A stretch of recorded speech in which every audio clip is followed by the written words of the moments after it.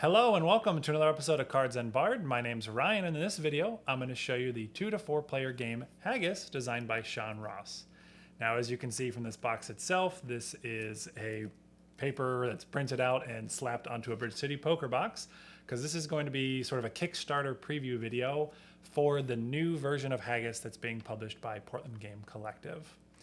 Now, the components, as well as this box, are going to all be prototype, so make sure you keep an eye on the Kickstarter page, the Board Game Geek page, or the Portland Game Collective's website to see what the final product is going to look like, even though most of the art and size and everything of the cards is pretty much finalized. Again, just check out, especially the Kickstarter, to see what that will look like. Now, Haggis is a climbing game, and as I said, this new version is going to be 2 to 4 players. Haggis has been around since 2010, and it only was a 2 and 3 player game before. So this new version not only is including a new 4 player count, but there's actually new ways to play the 3 player version as well. So in this video, I'm going to show you how to do the 2, 3, and 4 player. So let's go to the table and I'll show you how to do that. The game of Haggis consists of 114 total cards, 90 of them being suit cards, 5 suits in total, red, green, blue, yellow, and purple, all ranked from 2 to 10, with 2 copies of each suit, 12 court cards, 4 jacks, 4 queens, and 4 kings, and 12 betting cards, 4 baby bet, 4 little bet, and 4 big bet. And those bet cards are double-sided. The yellow border is for the Haggis and Haggis and Neeps variants, and the blue border is for the Haggis and Tatties variant. There's only a couple of cards that I want to show in detail, and that's the 3, 5, 7, and 9 in every suit. You'll notice that the 4 corners where the numbers are outlined around the number, and the middle section of the card has more of the stained glass art inside, with the number being white. Versus the other numbers, the 2, 4, 6, 8, and 10, which do not have the outlines around the outside, and the middle number itself has the stained glass, and around that is just the frame. And this is done for the specific reason of the reminders that the 3, 5, 7, 9s are the bomb cards. And what bombs are will be explained later in the video during card play. To set up for a 2-player game of Haggis, we need to prepare the suit cards. First, remove 1 copy of every suit, 2 through 10, and then remove 1 suit entirely. So all that is remaining is 4 suits ranked 2 through 10. Hand each player a jack, queen, and king card and put it face up in front of themselves. The last player who went to Scotland will become the first dealer. Next, the dealer will shuffle the suit cards and take the top 8 and set them aside face down near the players. These 8 cards are known as the Haggis and will be involved in scoring later. From the remaining suit cards, deal 14 to each player. So now each player will have 17 cards in total.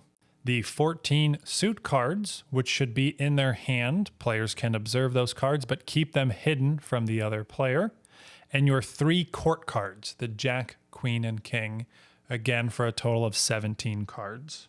Next, give each player a baby, little, and big bet card, all with the Haggis side face up. That will be the yellow border, where baby is 5 points, little is 15, and big is 30. Finally, both players should agree upon the number of rounds or score that are needed to win the game. It's either or. You pick the number of rounds or the score needed. 250 points or 6 rounds is usually a suggested length for a shorter game, while 350 points or 8 rounds is a longer game. A round of Haggis will consist of players either betting or not, playing cards from their hand to make combinations, with the ultimate goal of trying to be the first player to go out. And to go out simply means to play all of your cards in hand. And remember, the jack, queen, and king are part of your hand. They are face up on the table, but you need to play those to be considered to have gone out.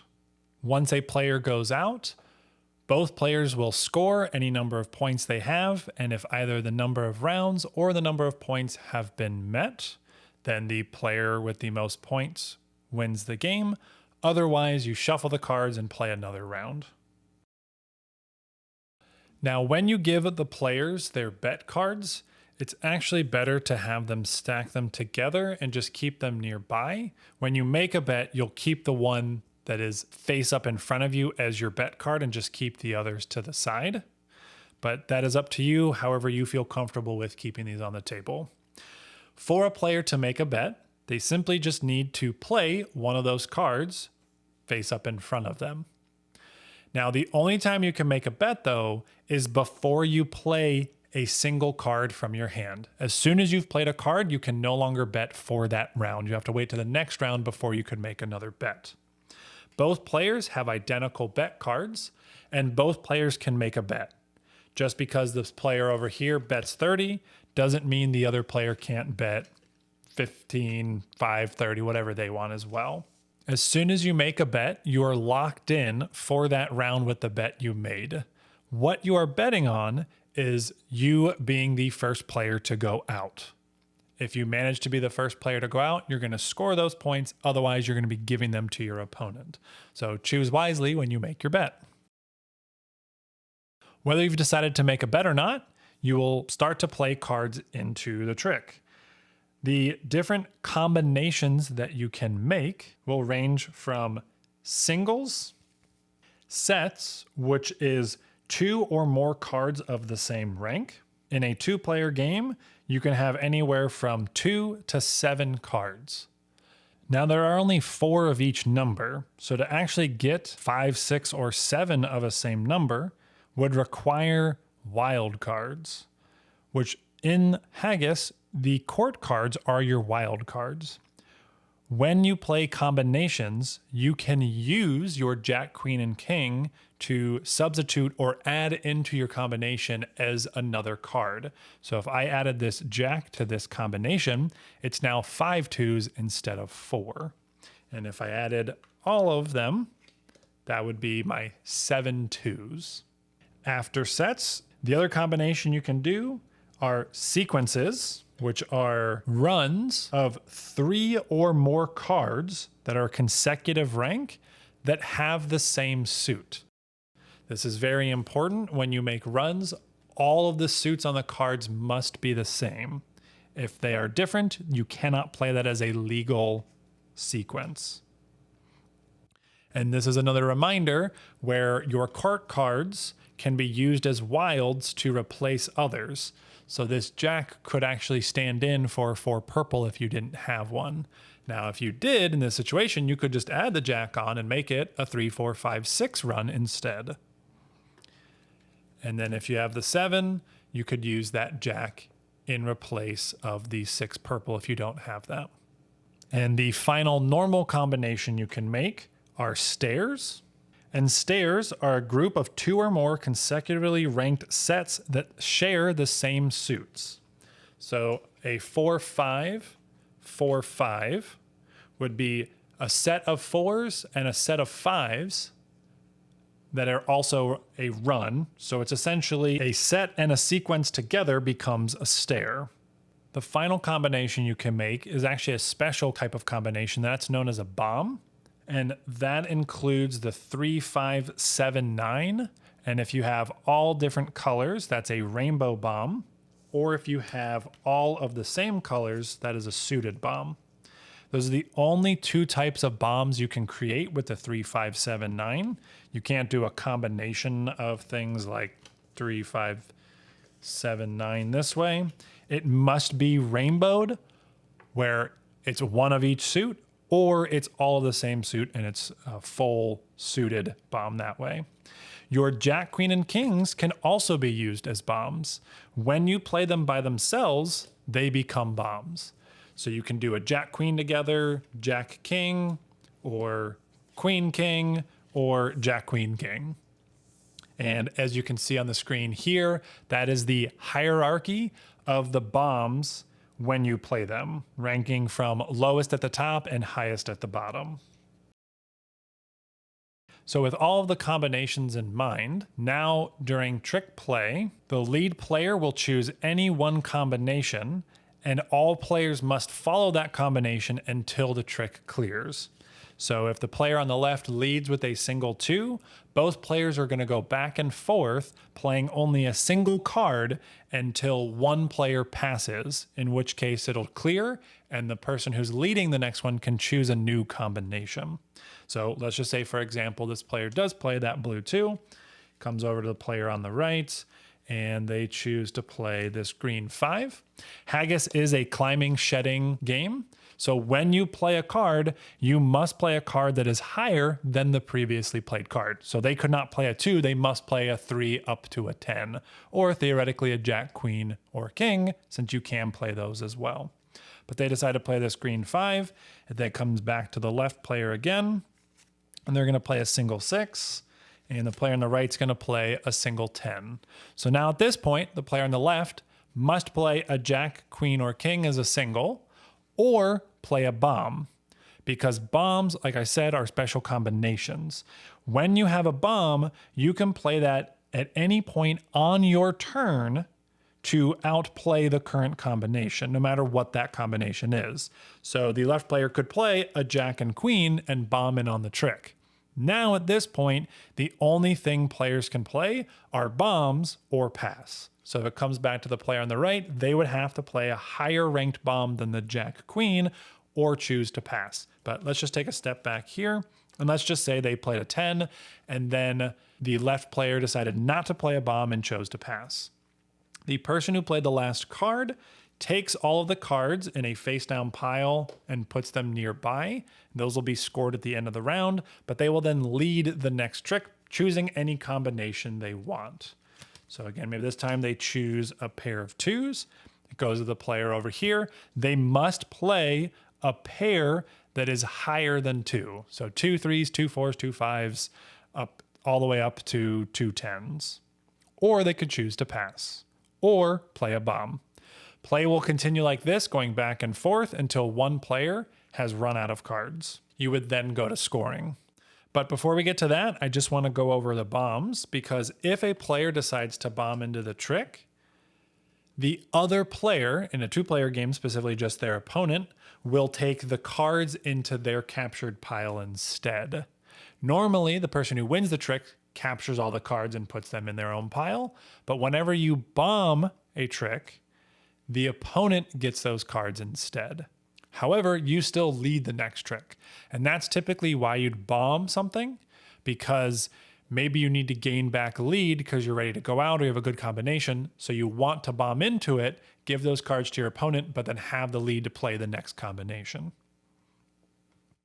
But again, once one player runs out of cards, the round immediately ends the second they play their last card. No more cards can be played by their opponent, and the player that just went out will record the number of cards left in their opponent's hand. So let's say, for example, the player on the right still had 6 cards left in hand after the left player went out. They would record the number 6 to use for scoring momentarily. The player that went out takes the cards from the haggis and adds them to their captured pile and scores those cards as well. So the first player takes a number of cards they recorded, so in our earlier example was 6, and multiplies that by 5. That equals 30. That is the number of points that they will score for their opponent's hand. Then you will take any captured cards and score any 3, 5s, 7s, and 9s that you have in there, as well as any jack, queens, and kings.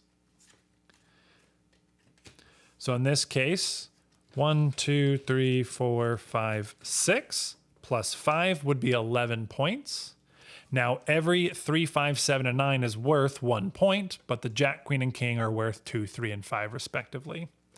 The other player over here would then count up all of their captured cards as well and record that amount.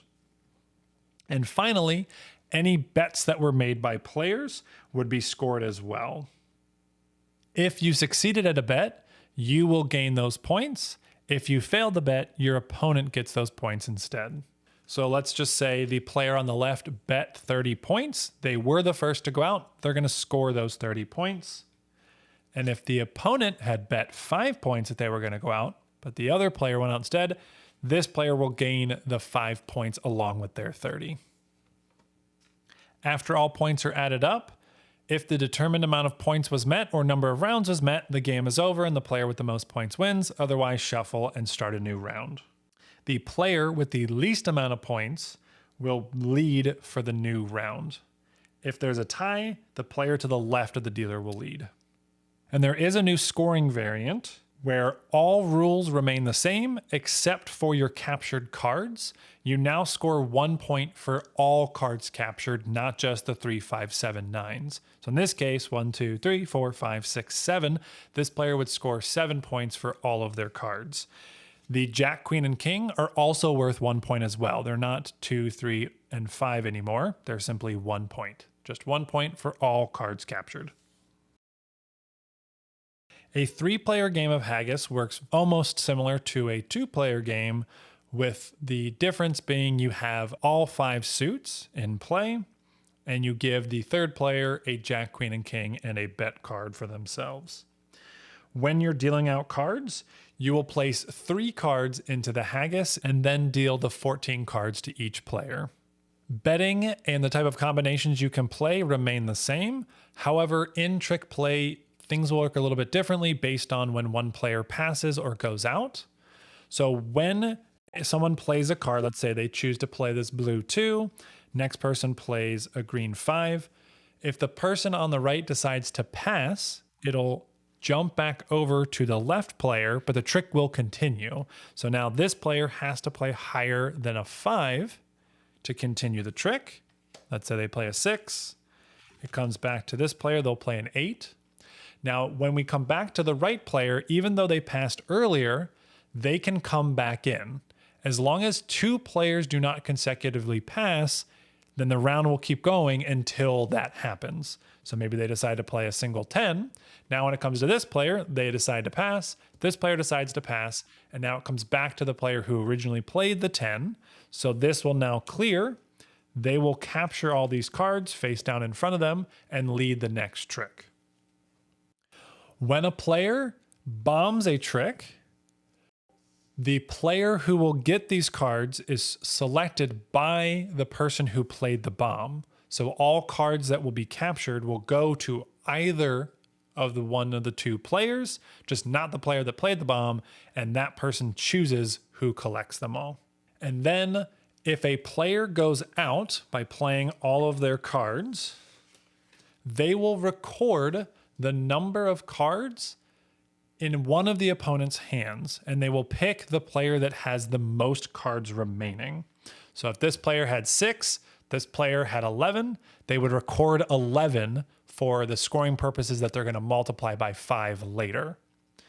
If this player, let's say everyone else passed and these cards are captured, then the person to their left will lead the next trick. But if the trick is still going, it's just going to go to this player and they'll keep playing.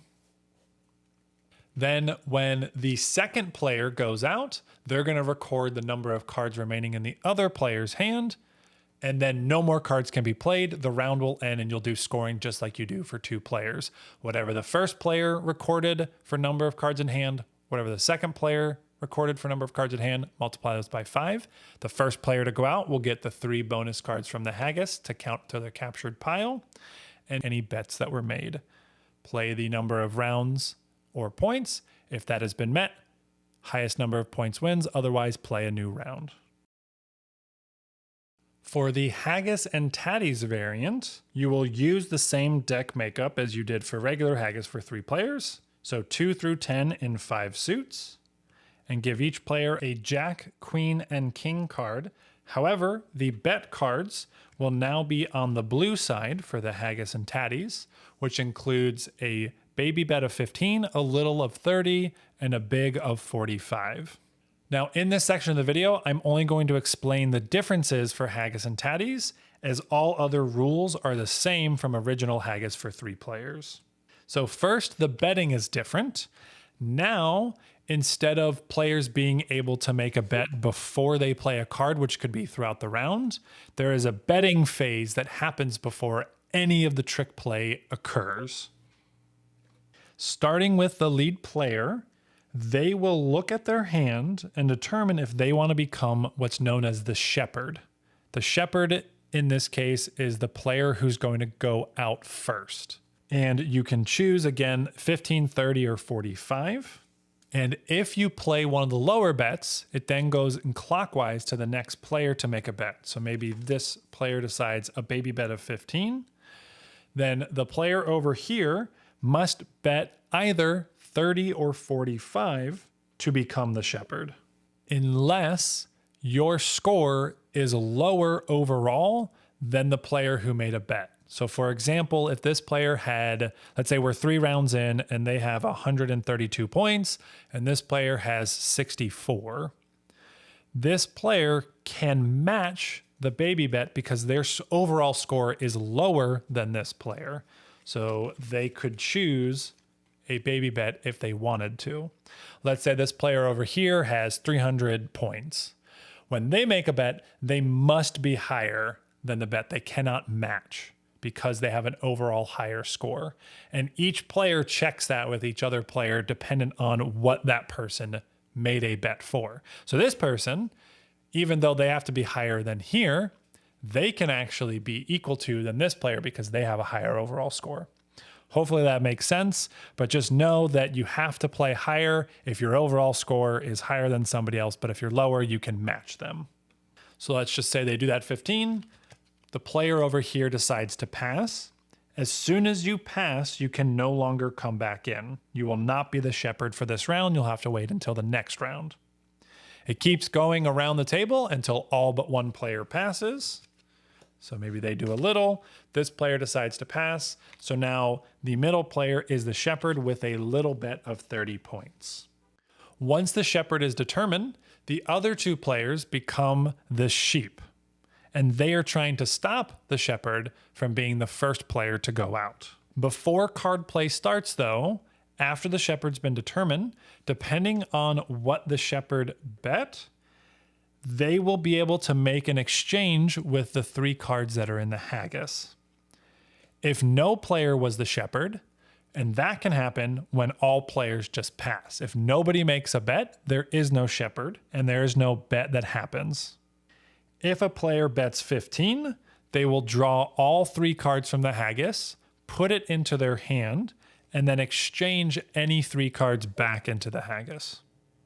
If you bet 30, you only draw the top 2 cards, put them in your hand, and exchange any 2 cards back to the haggis.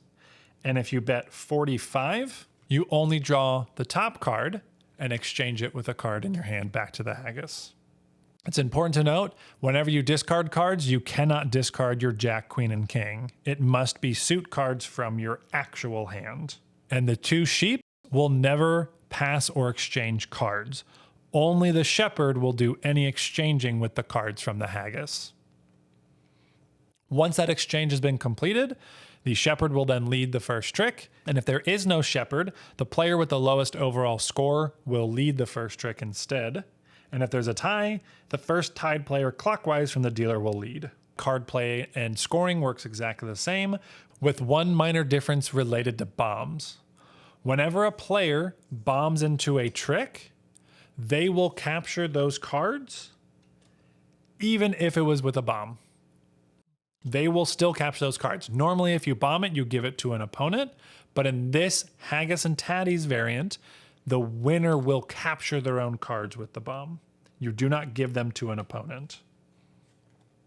Now, if a bet was made and a player was a shepherd, if they are the player to go out first, they will score the amount that they bet. So in this case, the middle player bet 45, they went out first, they're going to get 45 points. However, if one of the sheep players goes out first instead, the player that went out will score 2/3 of whatever the bet is, and the other sheep will score 1/3 of whatever that bet is, as you can see those amounts on the screen now.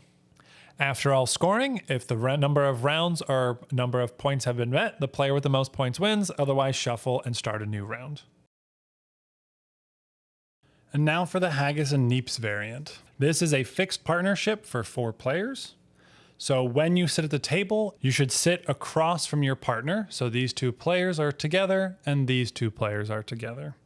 To set up the deck for Haggis and Neeps, you will need both copies of cards. You will remove both copies of one of the 5 suits back to the box, and then the rest of the deck, 2 copies of 4 suits, numbered 2 through 10, will become your entire deck of 72 cards. From those suit cards, you will deal 18 cards to each player, giving each player a total of 21 cards, the 18 suit cards and their Jack, Queen, and King. Give each player a bet card with the Haggis and Neeps side face up. Finally, all players should agree upon the number of rounds or score needed to win a game. A minimum of 4 rounds or 350 points is recommended, and a full game is recommended to be 6 rounds or 550 points. At the start of the round, before any card play happens, each player will pass 2 cards one at a time to their partner. Each player at this point will simultaneously pick a card, putting it face down in front of them. And once all players have picked their card, you will then pass them to your partner. There are some conventions that are given as a designer tip in the rulebook if you'd like to read those or come up with your own with your partner based on the information you're giving from this card pass, because now players will take these cards into their hand and pass a second card to their partner. Depending on if you have a convention or what information you might have given your partner based on what you passed, that second card could be helpful. Either way, each player will again simultaneously pick 1 card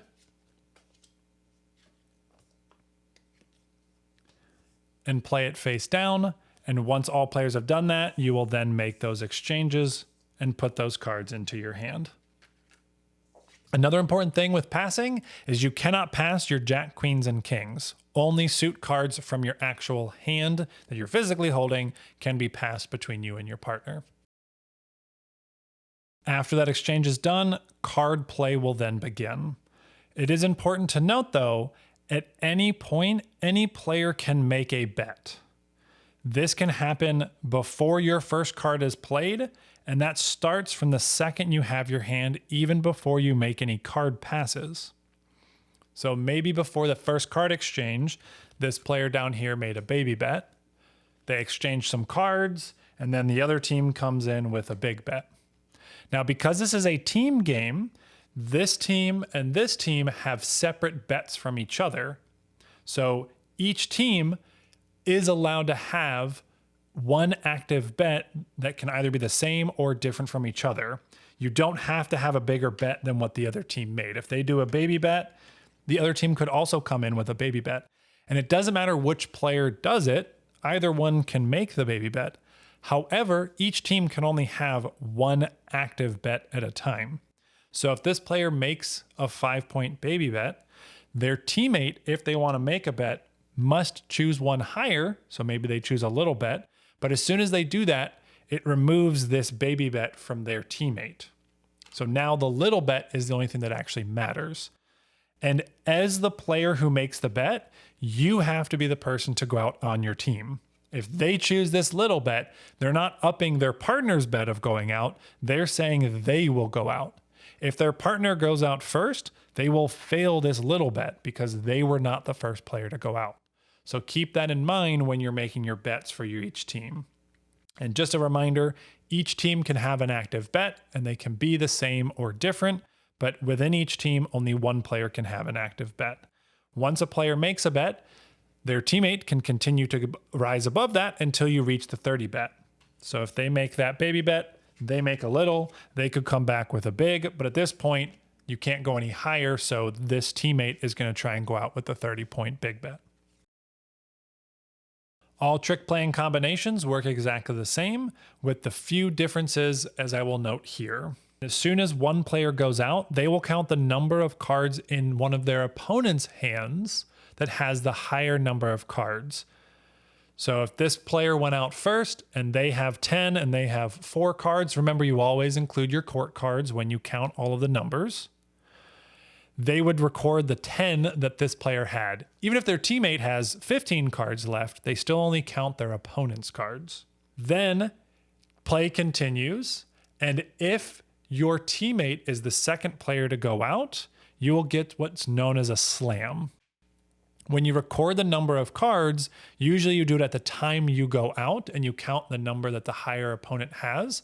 But when you get a slam, you actually record the same number of cards that your teammate recorded. So if they recorded 10 earlier from this teammate or from this opponent, then they would record 10 as well. And you get a slam when you are the first and second player to go out in a round. So this player goes out first, this player goes out second, that is a slam. The other change that is made is with a bomb. Whenever a player wins a trick with a bomb, you give the captured cards to your opponents. But normally when you would lead the trick, you can actually allow your teammate to lead the trick instead. This cannot be discussed. And if you choose your teammate to lead, they cannot refuse this. They must lead the trick. But this allows you to transfer your lead. So maybe you bomb in on a trick knowing your teammate's going to be able to go out. Maybe they'll have a couple cards left. So that's why you'd want to give them the lead. But just know that you do that whenever you bomb into a trick. Otherwise, the rest of trick play is the same as previously explained during the regular Haggis. The way bet scoring works is if you manage to get your bet, you will double the amount of points shown on your bet card. So if the player in the top left bet 30 points and they went out first, they would gain 60. If you fail your bet though, you give your opponents the face value. So the big bet would just be 30 points instead. After you've counted up all your points, if you reach the number of points or number of rounds that you chose at the beginning of the game, the team with the most points wins. Otherwise, shuffle and play a new round.